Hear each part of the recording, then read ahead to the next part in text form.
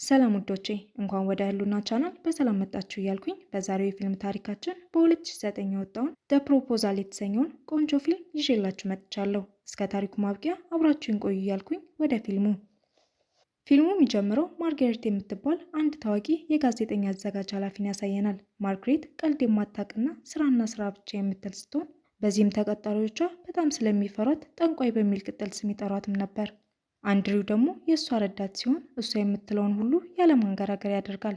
በጠዋትም እየተነሳ የምትወደውን ቡና ፈልጎ ያመጣላታል። ታዲያ አንድ ነገር ከተሳሳተ ግን ለማስተካከል ተጨማሪ ሰዓታትን ታሰራውም ነበር። በዚህም ሁኔታ ለ3 ዓመት አገልግሏታል። ማርጋሬትም በዚህ ሳምንት ስራ እንዳላቸው ስትነግረው አንድሪው የማይቀርበት የቤተሰብ ዝግጅት እንዳለ ሲያስረዳት ሳታዳምጠው ጥላው ወደ ቦብ ትሄዳለች። ቦብም እንደሷ ከፍተኛ ስልጣን ቢኖረውም በእሷ ከመባረር ግን አላዳነውም ነበር። ስራውን በአግባቡ እንደማይሰራ ነግረው ታሰናብተዋለች። ቦብም በሰማው ነገር ተበሳጭቶ ተከትሏት ይወጣና መጥፎና ሰይጣን ሴት እንደሆነች እናም በዚህ ባህሪዋ የሚያፈቅራት ሰው እንደማታገኝ ይነግራታል። ነገር ግን ማርጋሬት ለሱ ወሬ ቦታ ሳሰጥ ያባረረችው ጠልታው ሳይሆን ስራው ጋር እንዝላል እንደሆነና ቢሮ ውስጥ በስራው ከሚያሳልፈው ጊዜ ይልቅ በሚስቱ ላይ ከጸሐፊው ጋር ሲማግጥ እንደሚውል በመናገር ዝም ታስብለዋለች። ማርጋሬት ምንም እንኳን ኃይለኛ ብትሆን ስራዋ ላይ እንከን የለሽ ስለሆነች አለቃዋም ለምታሳየው ባህሪ ብዙ ግድ አልነበረውም። አለቃዋም ቪዛዋን ስላላሳደሰች ተጠርዛ ወደ መጣችበት እንደምትመለስና እሷ ከሌለች ደግሞ የግድ የሷን ቦታ ቦብ እንዲሸፍነው ማድረግ እንዳለበት ይነግራታል። ማርጋሬትም በሰማችው ዜና ማመን አቅቷት እየተንተባተበች ሳለ አንድሪው ይመጣል። ማርጋሬትም አንድ ሀሳብ ይመጣላትና ለአለቃዋ እሷና አንድሪው በቅርቡ ሊጋቡ እንደሆነና ቪዛዋን እንደምታገኝ ትነግረዋለች። አለቃዋም ይህን በህጋዊ መንገድ ማድረግ ከቻለች አሁን ካለችበት የተሻለ ቦታ እንደሚሰጣትም ቃል ይገባላታል። አንድሪው ግራ ተጋብቶ ቢሮ ውስጥ እንደደረሱ እሷን ማግባት እንደማይፈልግ ይነግራታል። ማርጋሬትም እሷ እንደተባረረች ቦብ አለቃ ከሆነ መጀመሪያ እሱን ያለ ጥርጥር እንደሚያባርረውና 3 ዓመት የለፋበት ነገር ሁሉ መና እንደሚሆን ታስጠነቅቀዋለች። በቀጣዩ ቀንም ጋብቻቸውን ህጋዊ ለማድረግ ወደ ቪዛ ቢሮ ይሄዳሉ። ኃላፊውም ጋብቻቸው ለመኖሪያ ፍቃድ ብቻ ከሆነ ግን ሁለቱም የ5 ዓመት እስራትና $250,000 የገንዘብ ቅጣት እንደሚጠብቃቸው ይነግራታል። ማርጋሬትም ቀልጠፍ ብላ ጋብቻቸው የእውነት እንደሆነና እንዲሁም በአሁኑ ሳምንት የአንድሪውን ቤተሰቦች ለመጠየቅ ሊሄዱ እንዳሰቡም ትነግረዋለች። አንድሪውን በደንብ ለማሳመን እንዴት እንደተገናኙና ፍቅር እንደመሰረቱ የውሸቱን ይነግረዋል። ምንም እንኳ ኃላፊው ብዙ ባያምናቸውም በአንድ ሳምንት ውስጥ ሁለቱንም ነጣጥሎ እንደሚጠይቃቸው ነግሮ ያሰናብታቸዋል። ሲወጡም አንድሪው ይህ ነገር ካልተሳካ ከፍተኛ አደጋ ስላለው መጽሐፉ እንዲያሳትም እንድትረዳው በተጨማሪም ካለበት ሙያ ከፍ አድርጋ የአዘጋጅነት ስልጣን እንድትሰጠው ይጠይቃታል። ማርጋሬትም ባትስማማ ምን ሊደርስባት እንደሚችል ስላወቀች ትስማማለች። እሱም በስነ ስርዓት ተንበርክካ እንድታገባው ይጠይቃታል። ማርጋሬትም እየተናደደች ያለውን ታደርጋለች። ፕሌን ውስጥም ማርጋሬት እንደደረሱ እሷ የያዘችው ሆቴል አብረው መቆየት እንዳለባቸውና ምናልባትም የሱ ቤተሰቦች ቤት ከአይጥ ጉድጓድ እንደማይተናነስና ለእሷ እንደማይመጠናት ተነግረዋለች። አንድሪው ባህሪዋን ጠንቅቆ ስለሚያውቅ ዝም ብሏት ያልፋል። እንደደረሱም አያቱና እናቱ በፈገግታ ይቀበላቸዋል። በመንገዳቸውም ሱቆች በሙሉ ፓክስተን ይላል። ይህም የአንድሪው ቤተሰብ ስም እንደሆነ ትረዳለች። በቡጢ መጥተውም ሀብታም መሆኑን ለምን እንዳልነገራት ትጠይቀዋለች። እሱም ስላልጠየቅሽኝ ይላታል። በጀልባም አቋርጠው ወደ እነ አንድሪው ቤት ይሄዳሉ። ማርጋሬትም በቤታቸው ይበልጡን ትደመማለች። እዛም ቤተሰቡን ትቀላቀላለች። የአንድሪው አባት ኮስታራ ሲሆን ልጁ ተራ ስራን በመምረጡም ቅር እንደተሰኘበት ያሳየናል።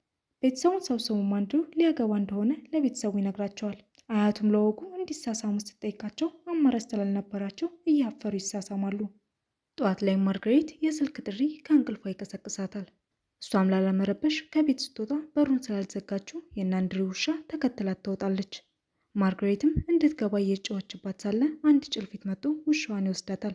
ማርጋሬትም ውሻዋን ለማስጣል ትሯሯጣለች። ተሳክቶላትም ውሻዋን ታድናታለች። ነገር ግን ጭልፊቱ በድጋሚ መጥቶ ስልኳን ይወስድባታል። ማርጋሬትም ተናዳ ውሻዋን እንዲወስዳትና ስልኳን እንዲመልስላት ትከተለዋለች።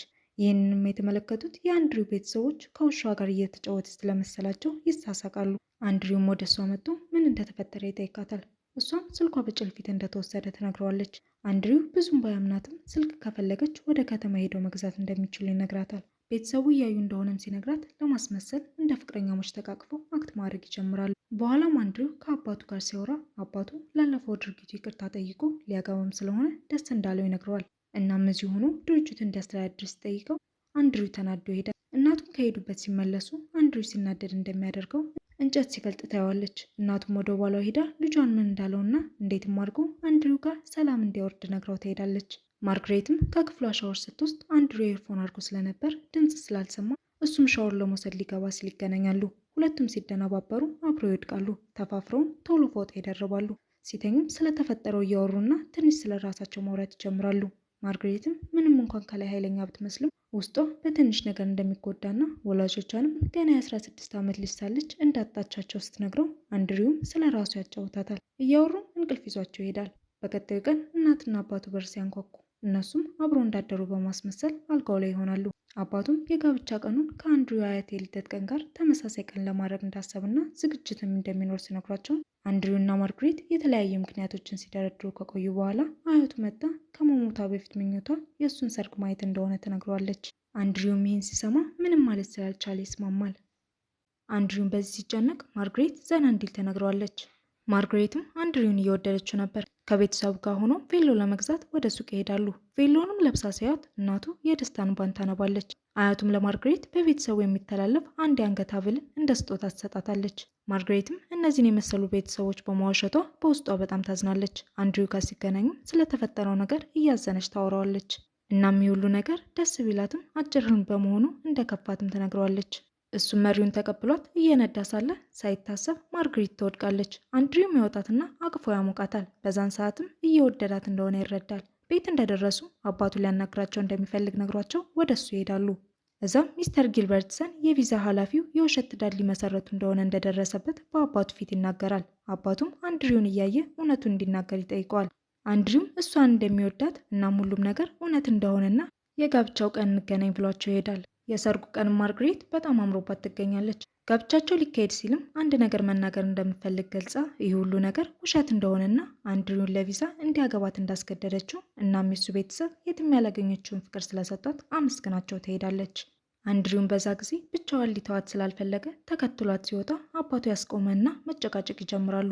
በዛን ሰዓት አያቱ የልብ ድካም ይነሳና ትወድቃለች። እነሱም በሄሊኮፕተር ወደ ሆስፒታል እየወሰዳት ሳለ አያቷ ትነሳና የወደቀችው ያውቃ እንደሆነና በቀጥታ ወደ ኤርፖርት እንዲወስዳት አብራሪዋን ትነግሯለች። እዛ ሲደርሱ ግን ማርግሬት ሄዳ ነበር። በፍጥነትም አንድሪው ወደ ኒውዮርክ ይሄዳል። ማርግሬትም እዛ እቃዋን እየሸከፈች ነበር።